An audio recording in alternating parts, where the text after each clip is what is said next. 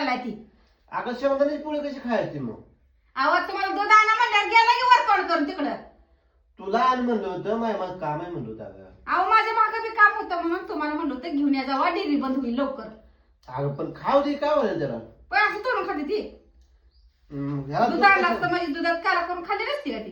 आणि त्यात टमाटर टाकते ती. फ्लावर मध्ये मग टमाटर टाकते ती काय? मग काय होत त्याला. लय येतं करायला. टमाटर अजून म्हणलं तर काय काय टाकते ती बरं. माहितच नाही तुला. मी टाकले बघा. अगं नुसतं फ्लावर करायचा आणि थोडं शेंगदाण्याचं कूट जास्त टाकायचं. बघ कसलं भारी आहे. कसं खायचं नाही कसं की आपण चांगले बनायचं केले. त्याला. चांगले केले गाव सारखं कसं तुम्ही नावच ठेवता प्रत्येक. अगं नाव नाही ग. हं. चांगलं केलंय ग. टमाटर टाकले चांगलंच लागतं. तुझं गोडवा गातो गो बाय गोडवा गातो. मग झालं पण टमाटर टाकायला नको होतं ग.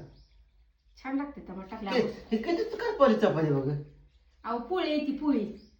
शेंगदाण्याची पोळी पुरणाची पोळी चपाती म्हणजे तू आज तीच करत बसली म्हणे. हं, मग काय अगं दीदीला आवडते त्या म्हणून शेंगदाण्याची तिळाची पोळी केली आणि ही पुरणाची पोळी मला आवडती म्हणून मी केली. तुम्हाला चपाती आवडते म्हणून चपाती केल्या. तुम्ही पोळी खात नाही ना पुरणाची. हा बाबा आपल्याला नको हे शेंगदाण्याची बरे आहे. अगं पण ही मला टमाट्याचं खावं वाटत ना असं मिक्स ग. दुसरं काय केलं ना तो? दुसरं काय नाही ताक खाय तुला.